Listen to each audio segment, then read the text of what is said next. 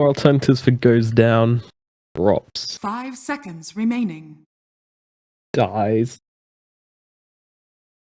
Dire team taken back. out.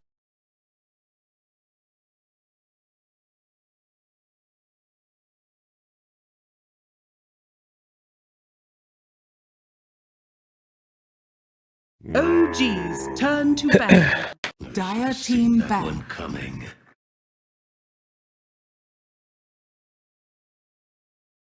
OG's turn to ban.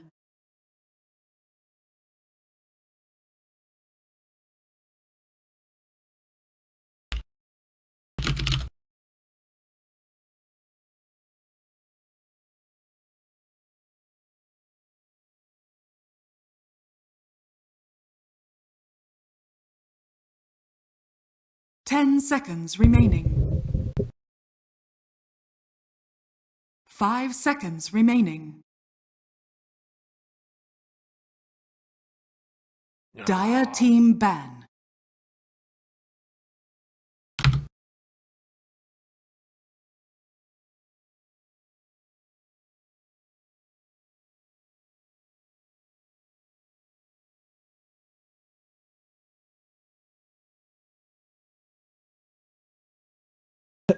Oh shit, I need glass. 10 seconds remaining. 5 seconds remaining.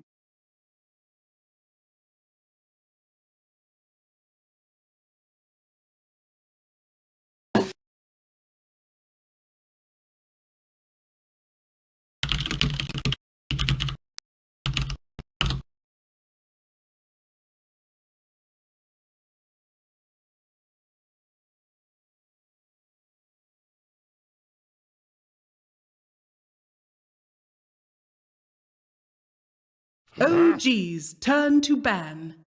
Dire team pick.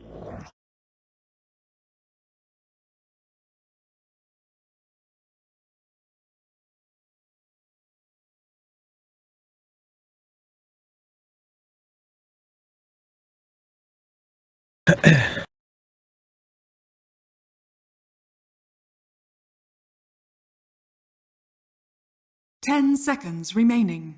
Alright, ready to roll? Yeah, whenever you're ready. OG's turn to pick.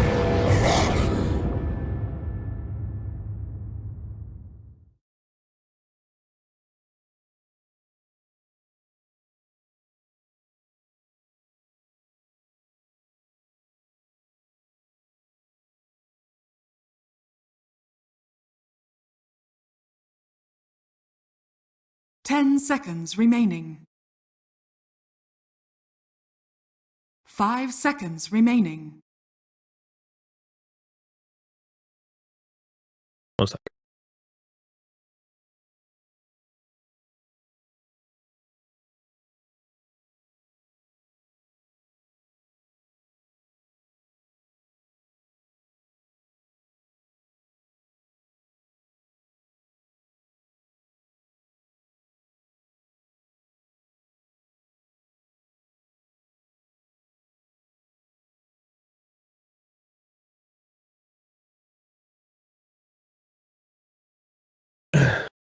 Alright.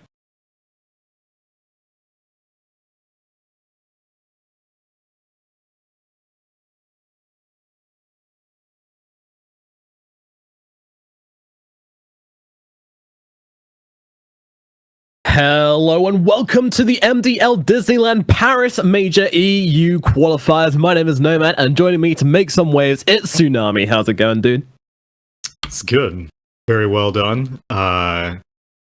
I'm so happy to see a TI roster showing up, which has been a long time coming. I'm sure many people have already been watching what OG were bringing to the table earlier in this qualifier, but it's Anna back in the driver's seat for those of you who may just now be tuning in and are curious to see if a championship team has what it takes after a 6-month hiatus to make it to a major.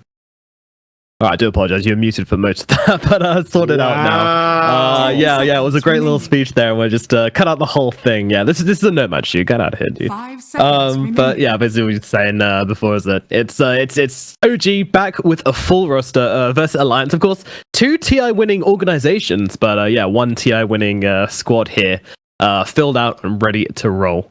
And quite literally as well, because they picked up a Pangolier.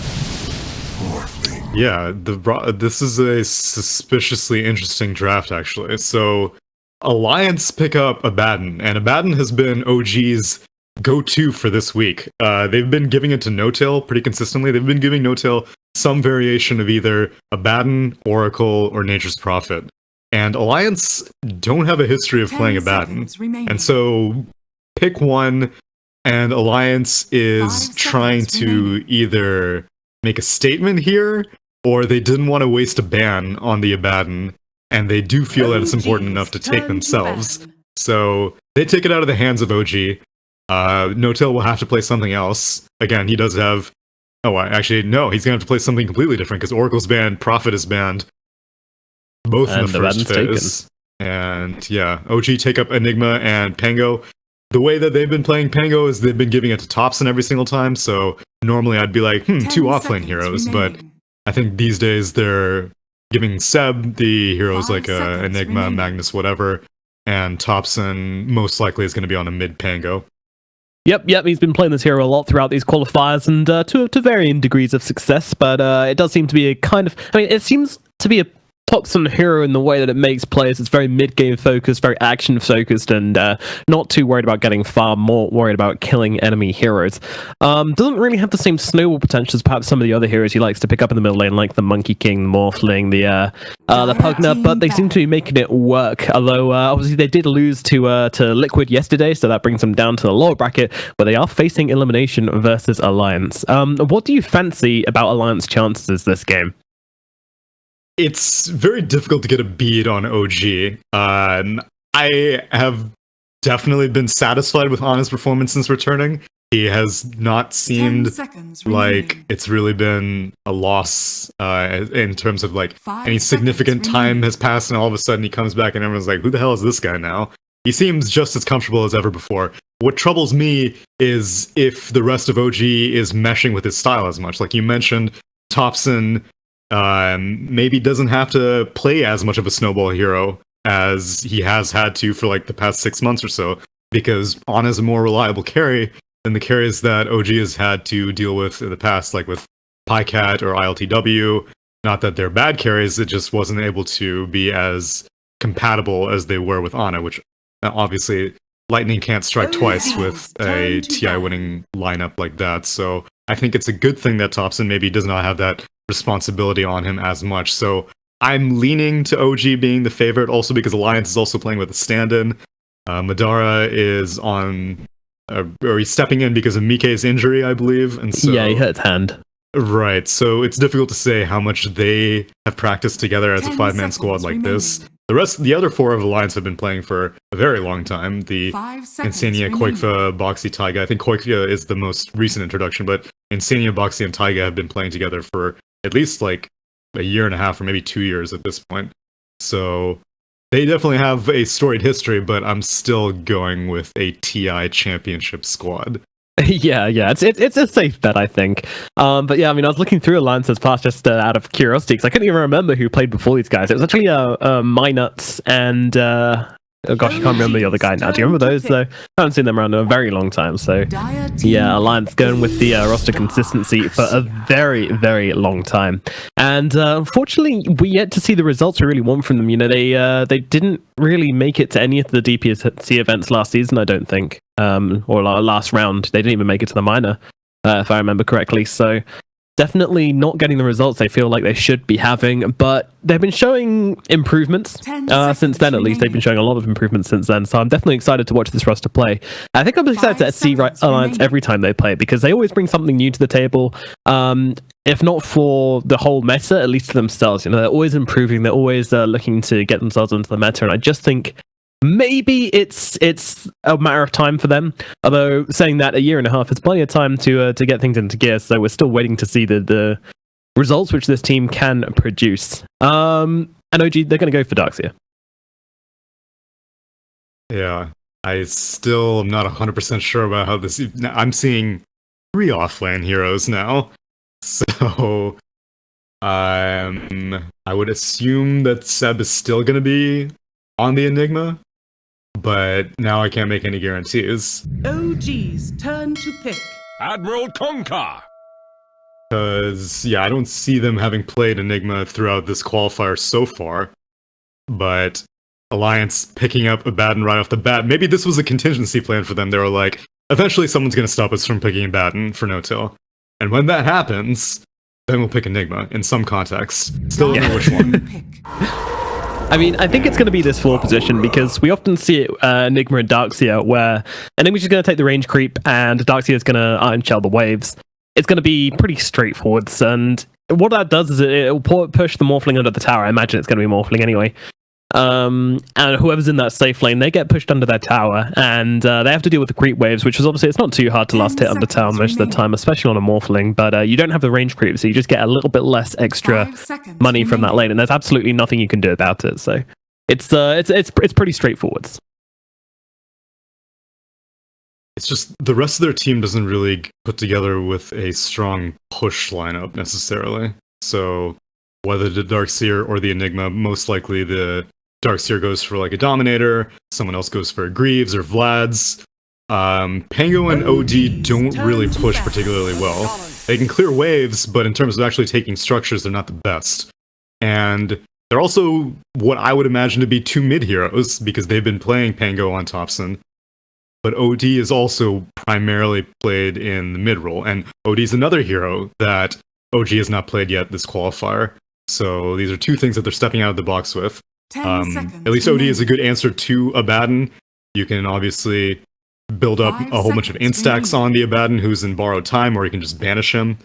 And also a good response to Konka, being able to have some sort of exit strategy for an X-Torrent combo, X-Boat combo is always very valuable. So being able to banish that absolutely, and get out of that situation. Yeah, I like it. I think it's a good pick. We do now have the problem where's this OD going and where's this Pangolier going? Because I'm yet to see OG run Pangolier anywhere except mid. OD safe lane, that doesn't feel like an Ana hero in the slightest, so I'm not too sure where this draft is leading us right now, and Darkseer not on the... like, surely it's got to be... I think I'm struggling to figure this one out, I'll be honest with you. I don't know where these guys are going with this. Given that I'm leaning towards the mid lane matchup being Konka, I think that the OD is going to be for Topson. I would guess maybe a 4-position Pango and then like a 5 Enigma, but I'm grasping at straws there. Yeah. Yeah, that seems likely to me. That's all I can imagine this is going to be. Which sounds crazy, but... because of the 3 heroes that can be put in the offlane, I think Darkseer can do the most with the farm. With the rest of this, with the rest of his team behind him, and Enigma's okay, kind of taking a backseat for the reason that you mentioned. In the lane, you can just Ion Shell Eidolons or whatever, and just having the utility of being able to deny a creep every single wave is use enough of an Enigma in lane. And Pango, you can trade. It's not great. It's not, in fact, this is one of the rare situations in which I think Heart Piercer was a more effective passive if you're a 4-position as opposed to Lucky Shot, just because the armor reduction was probably a little bit more useful, and the sleep was a little bit more usable. So Topson, yeah, so 5-position Enigma, and 3-position Darkseer, Jerax, Pango. Alright, Jerax Pango, that's pretty exciting stuff. I haven't seen him on the tier before, but I'm looking forward to it. Ana going to be on the Ursa, Topson on the OD. This is something I don't understand, though. This Ursa pickup into a Pugner, into a Shaman, into a Morphling, I mean, and Abaddon, all these heroes can kite him pretty nice here. I'm struggling to see the reason behind this one. It may just be exclusively a laning pick. They think that Insania... It does seem... like OG was like, one of these days someone's going to pick Abaddon, and we're going to bring out all the Abaddon stops whenever it happens. We're going to pick OD, going to be able to deal with his borrowed time, either by banishing him or by stealing it, and then in lane, we'll have someone who can really hard counter him. And that's really my best justification. But, I don't know. I mean, Insania's may end up dodging it altogether, I mean, Boxy looks to be in an off-lane Pugna position, so I'm curious how OG are going to plan it out. There's going to be some musical lanes though, right? Because that's what it feels like. Surely you want the Pugna versus the OD, but then again, you don't really want to put your Kunkka versus OD, I don't think. But then, do you want the Ursa versus the Pugna on OG?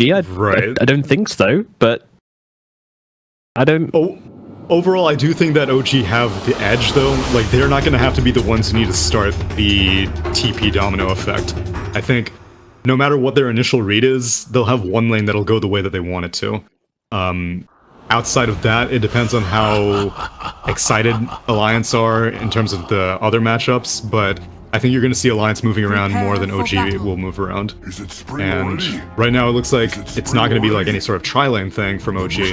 No-Tail going bot with Ana, and Jerax will most likely go top to deal with the Morphling and the Abaddon of Alliance.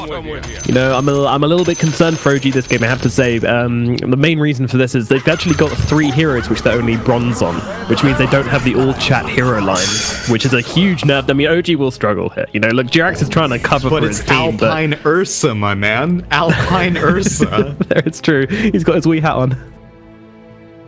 Looking dapper, ready to show up in this lane.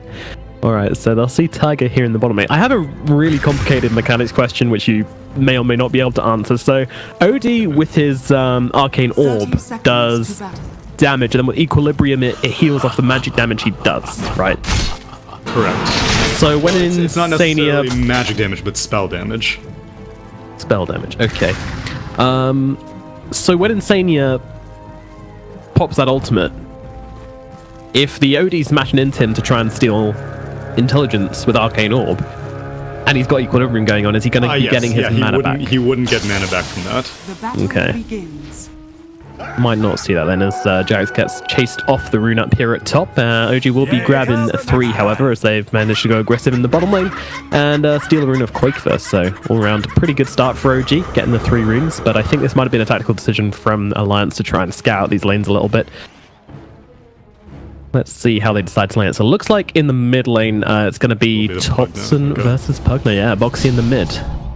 That's going to mean Quakefoot down at bottom on the Kunkka versus the Ursa, which again, I don't think OG really care that much about. Ursa isn't bad Kunkka by any means. And up at top. No. It was either going to be the Abaddon there, or it was going to be the Kunkka there. So one melee hero was going to have to go up against Ursa.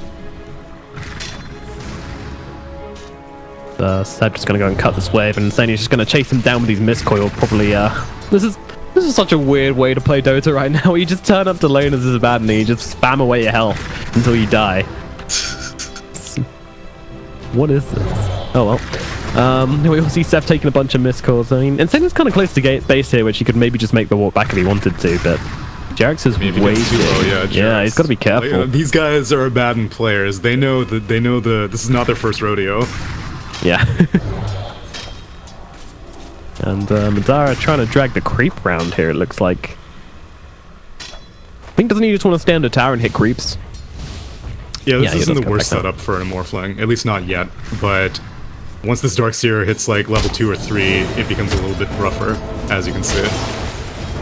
Yeah, and it seems that Madara having to form through the heroes right now, as Insania did go back and now TP's back in, so we'll have plenty more Mistcoils to throw out for Madara. This is a really nice lane though, because obviously you can just throw in the full Agi, and then these Mistcoils will get a lot more value from them, so that's pretty sweet. Yeah, and overall magic damage is just very, very satisfying against Darkseer, who has 5 armor. Pangolier also has 4 armor in his own right. Both heroes have stout shields, so any source of non-physical damage, non-right-click damage goes a long way against those types of laners.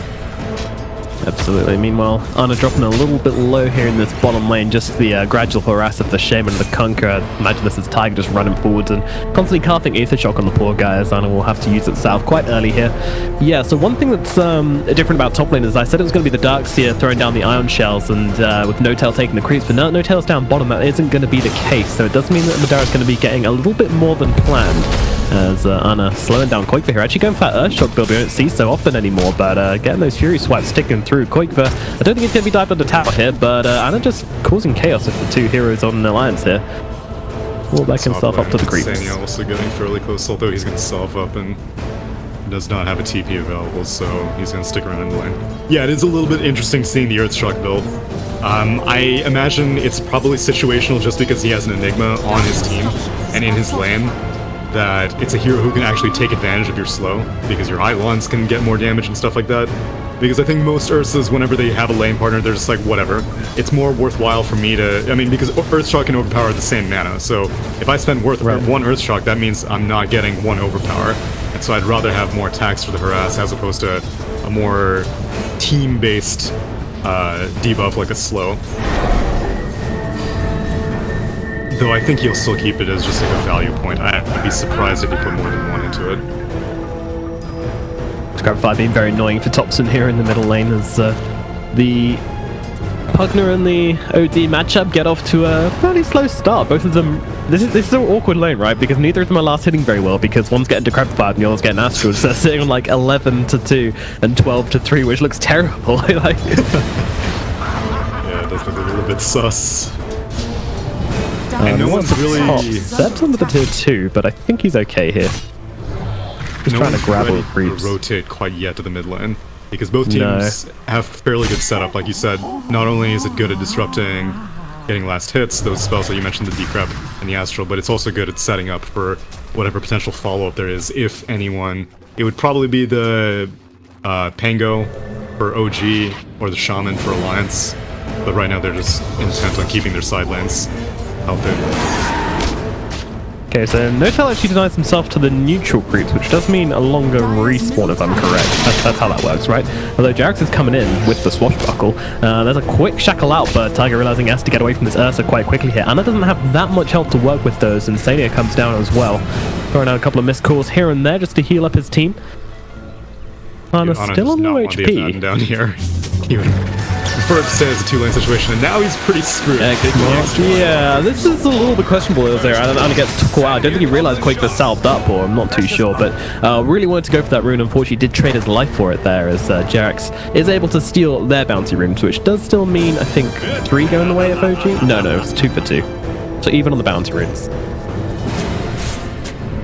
This leaves Morphling alone in the top lane right now, but since the lane is basically like perpetually pushed, and at this point, Madara is level 5 with all the solo experience he's gotten, it's not really that big of a deal. Jared's coming in from the side, able to cancel up the shackles and doing a ton of damage to Tiger here. The shield's going to come out, and the missed call as well. So much sustain, and that's going to keep Tiger alive for the time being, and Anna comes back to lane and immediately such low on HP. And straight up Sudoku's himself, has a TP available in 15 seconds. And he may just keep going bot. It may depend on wherever Jarex shows himself. He showed himself bot briefly, but now he's trying to figure out what lane to go to actually make some moves. I don't think he can go mid at this point. Thompson, he's just farming the jungle right now, and at this point Boxy has level 6 for life drain, so going on a Pugna is a little bit dangerous now. So he's just gonna soak up some mid lane EXP. Yep, get that level 6 on the Pangolier, always a key spell in helping you get these fights off. The Rolling Thunder offering you a ton of disable, and a real opportunity for OG to take some fights here as the banishment comes in the middle lane. And Thompson prepares to probably get Decrepified up. No, it doesn't happen this time around. But previously when they've been doing this, Boxy's just been Decrepifying him straight after the Astral, so he can't use the Equilibrium and get the Value Arcane Orb hits off. But now he's starting to use it a little bit earlier just to get them creeps down. Adjusting to the lane. Well done at bottom. Yeah, Notel's Eidolons aren't lasting very long in this lane to the Kunkka, has to be said.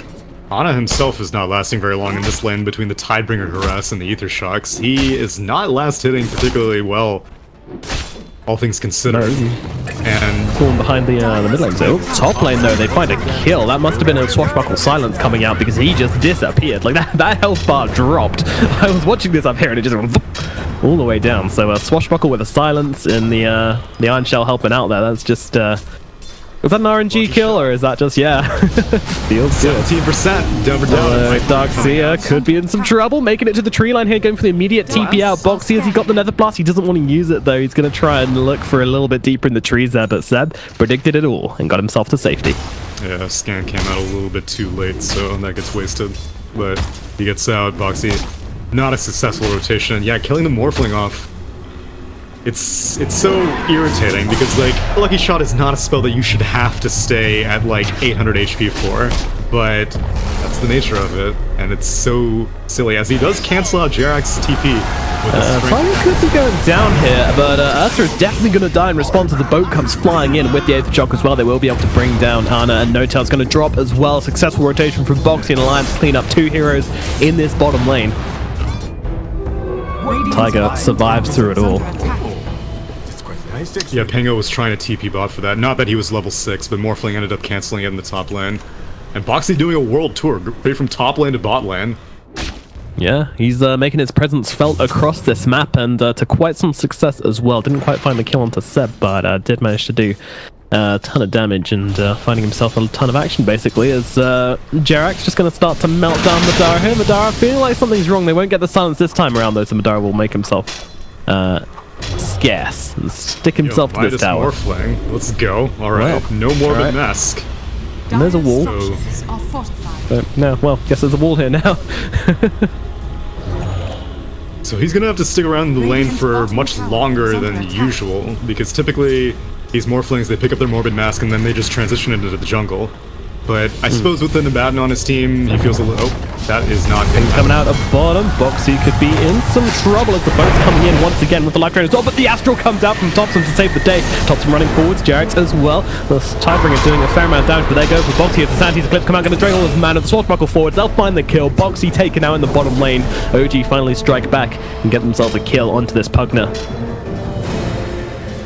Yeah, and the Shaman is not level 6 in the mid lane, so really no threat of the push coming, but Topson's gonna TP anyway.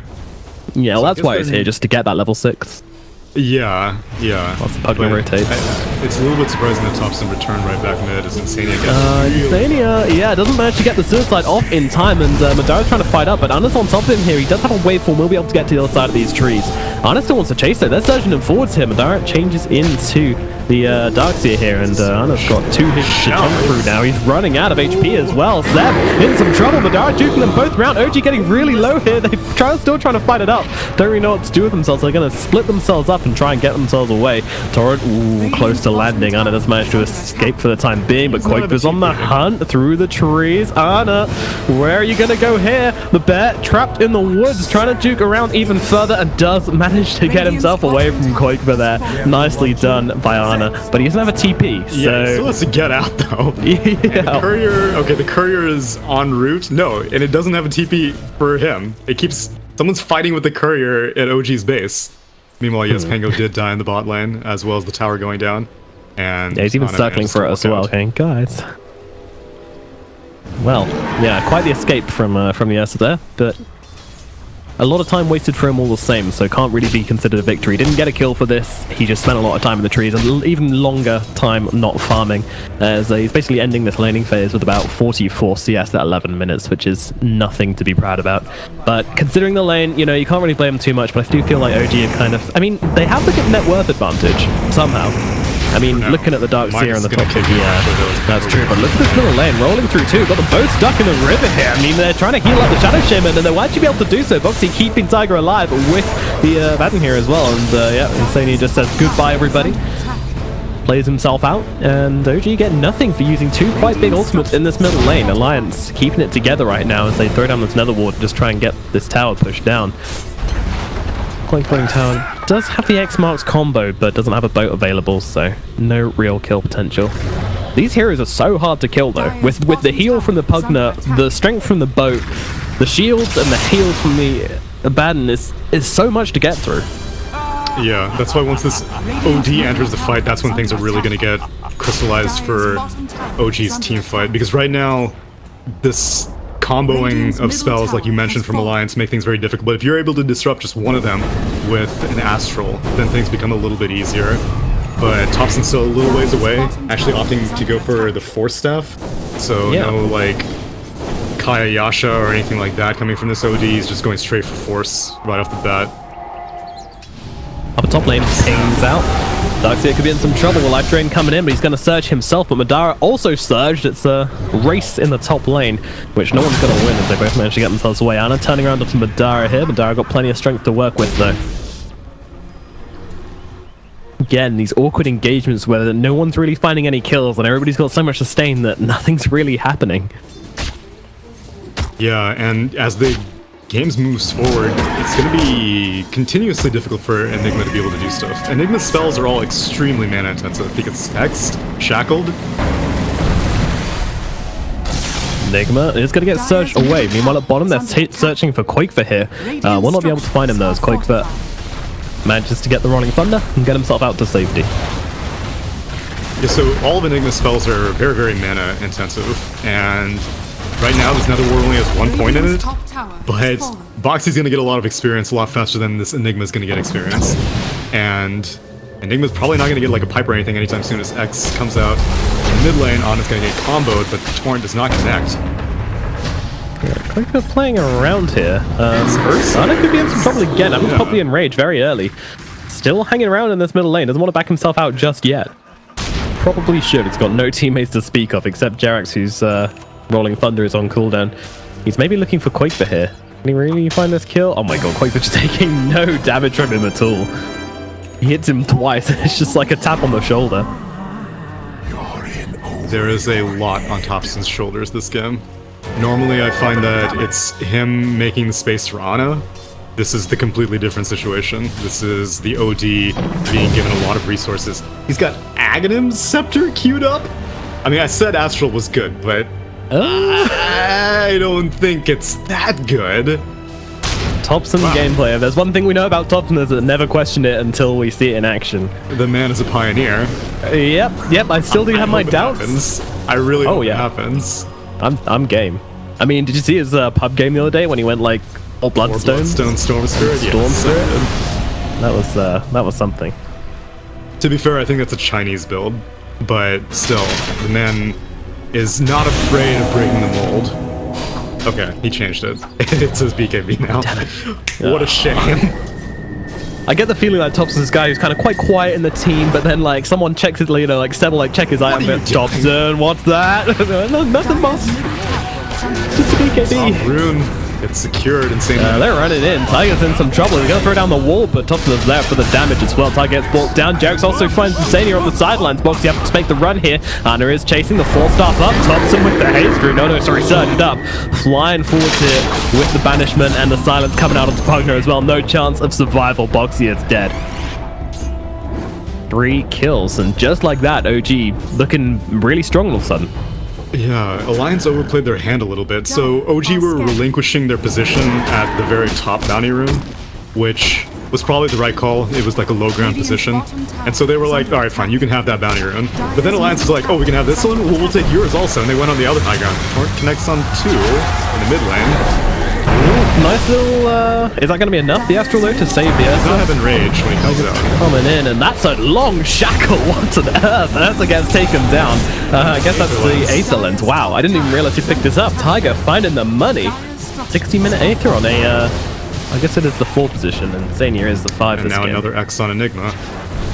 Uh-oh. Not No Talon's in trouble. Yet, though. Got 1 charge to work with. Is it going to be enough? X-Marks comes out. Thompson's helping out as well, but in comes a Hex. The wards as well being thrown down, but there's a black hole from the low ground. They're all the Astral just tearing them apart. Sanity's Eclipse going to work. Insania, Tiger, Qualifier, they're all dead. A little bit chaotic here in the river for Alliance once again. 2 fights taken in the same point in the map, and both of them ending the exact same way with 3 heroes dead. And OG looking very firmly on top right now as they head into the Roshan pit, and they have this Ursa, so it's not going to take them that long at all. That only takes a shaman 1 time. You only get 1 time against a shaman, and then he's like, never again. I'm always keeping one of my disables available against this black hole. That time, like, he spent the shackles and the hex and the shaman wards all on that OD and the high ground. Again, once maybe overplaying their hand a little bit at the same location, but Enigma was able to thread the needle, managed to catch the Shaman and the Kunkka. Abaddon can't do anything, Aphotic Shield is useless against Black Hole. And so Insania just had to watch helplessly, and all they needed was a Sanity's Eclipse to put a pin in it, give the Aegis to Thompson after taking that Roche. Yep, throwing down the gauntlet. And I gotta say, the MVP of that fight, I'm not sure whose it was. There's a Greaves and there's a... bottom lane. bit of playing around here. Yeah, I think Foxy has some trouble. Tiger trying to help out, but Thompson being surged forwards once again, looking for the Astral. Decides not to go for it and just whacking into Tiger here. Maybe looking from... Nah, just get the support. Goodbye, Tiger. A blast to the face, and he is taken down. But yeah, in that last fight, Enigma didn't have the mana for Black Hole at the start, but I think they have to have greased him. Yeah, Anna's playing around with 3 heroes here, though. In comes Seth with the wall, gonna land it onto 2 and try and give Anna a bit of space, but he's not using it to run away, he's using it to run forwards. But again, this is Anna we're talking about, so anybody's hardly surprised. And Sanya pops the ultimate. Got popped on an illusion. Oh god, that doesn't feel too good. Insania, no chance of a deny. Meanwhile, Jarak's going to look for Quakefer here. Does have the dust available, and now with the Rolling Thunder, wants to keep him locked down. Quakefer cannot. Indiana Jones himself away from this one as Thompson comes rolling in as well. What up, boy? Quakefer gets taken out. Thompson turns up, finding a very fortunate rune. He's been everywhere. He's been in all of these engagements, also keeping himself on top of net worth, where the Morphling has not been getting involved with this at all. And they're even going for one more here as Tiger could be in some trouble. Thompson closing him down, sliding into this fight. Thompson looking for the Astral here. Tiger, well, they're just going to do it on the right place. There's too much damage. He just gets exploded. 6 int. Good lord. Get away, Alliance. Stop fighting into this man. Madara suddenly finds his wits as they realize that there's nobody to save. There's nothing to be done about this anymore. Let them go. They're going to smoke up. Madara keeps on farming. Dire's top tower. Insania just wants to get some Madara wards keeps up, on I think. farming. Yeah, that's going to be a trend. Dude went BOTs after the Midas and the Morbid Mask. That's astronomically greedy, but it's showing. Alliance are not at a power spike right now, whereas OD, after completing that 4-staff, after getting an Aegis, is at a massive power spike right now. But Alliance, they keep taking fights that aren't near objectives, which is so strange to me. As Up onto the high ground get here. silenced. Yeah, Madara wants to help out in some way, shape, or form, but can't really do anything here. He's actually going to morph himself away. Boxy left to the wolves here as OG hunt him down. Thompson's already searching for more as Boxy will get taken down, and Anna and Thompson won't find anybody just yet. Jarax comes in out of the way. Morphling, he just runs himself away from that fight pretty much immediately. Throws in one adapt distract, like, yeah, sorry, I'm not joining him with this. The Force, the Boots of Travel, the Hand of Midas. Tower is under attack. You know, my country's going through Brexit right now, and, you know, I'm pretty much a master on breaking away from everybody else, and this is definitely what this Morphling's doing right now. He does not want to be with his team. Yeah, if it was a Dota game, Theresa May would be a nature's prophet. If it was a Dota game, I'm pretty sure you guys are trying to surrender. Sanity's Eclipse used on Madara just straight up to burn off his mana. Yeah, not going to result in anything. Serpent Wards used. Hello. Never mind, results from the Serpent Wards being spent. This all seems very intentional from Alliance. It seems like they're trying to just distract OG, because like I said, they're taking fights away from objectives, but that's almost kind of working out, because only 2 outer towers have gone down, despite there being like nothing but OG kills on the board for the last 5 or 6 minutes. And part of that is because OG are not great at pushing, but also because Alliance keep dying like in the river and in the jungle near bounty runes, areas far away from towers. And I think it's all in the interest of making sure that this Morphling is able to do something with this incredibly greedy build that he's opted for. But hopefully they can continue to hold on, because net worth advantage is just going to continue growing. And Morphling is the only hero who's going to scale really well in Alliance. Everyone else is just the stopgap. This Kunkka is going to fall behind at some point. So hopefully Madara can convert all the resources that Alliance are giving to him right now. I like the way literally like a minute ago you were saying that Alliance are drawing OG away from the objectives, and OG just kind of heard you and went, hey, wait a minute, they're drawing us away from the objectives, and you just pushed down both tier 2 towers on the bottom lane. Now only 1 outer tower remains, so Caster's Curse, something like that. I mean, they still have a little bit of a window. It's because of this Aegis that they feel so confident going for this as Thompson. He was extremely confident. He is all alone over here. And Alliance are starting to suspect it, but not enough. They're scared. They're very scared. They don't have the vision, they don't see anybody on map, and they're just like, yeah, no, this isn't a risk we can take right now. They only have wards in the Radiant Southern Jungle, and it did not see anyone. But that's because everyone was not on the side of Thompson, they were just hanging out in the west side of the map, so yeah, Thompson accurately gauging how scared Alliance are, and now they're just slowly spreading the tentacles around the map, seeing if they can find Quakefa. Dara hiding in the trees for the time being. Doesn't have mana for a TP. Thompson's gonna find him here, maybe. Yeah, he's like, wait a minute. What's the Morphling doing here? He's gonna, yeah, Madara's got nothing to work with. He's just running around the trees getting Thompson's getting so much int off this. This is a dream. Anna's finding him as well. He's still running away from this one, but the 4-star forwards and Thompson leading the fight with 64 intelligence. Dude's got a big old brain.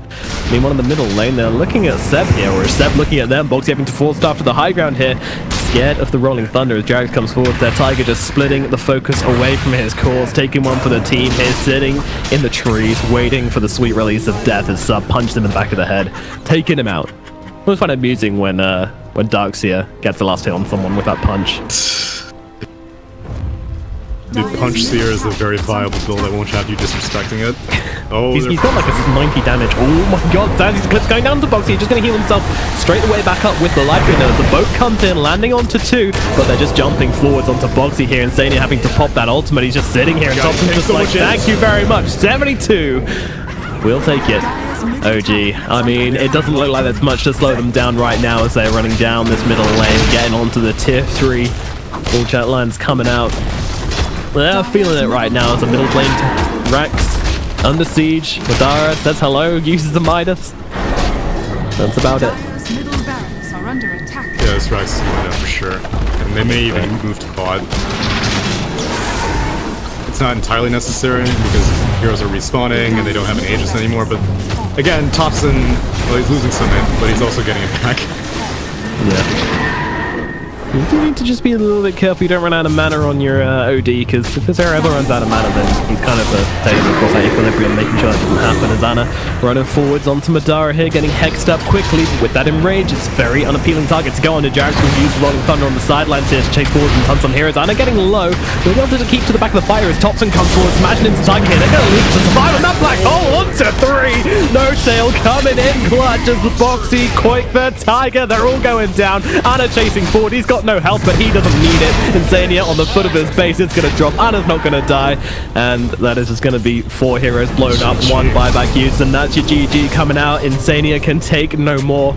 OG taking game number 1 very convincingly away from Alliance. The laning phase was back and forth. Alliance had it, and at one stage they were a little bit ahead. OG brought it back. It was very tight, but the moment you hit that mid game, the moment OG saw their timings, they went after them, and there was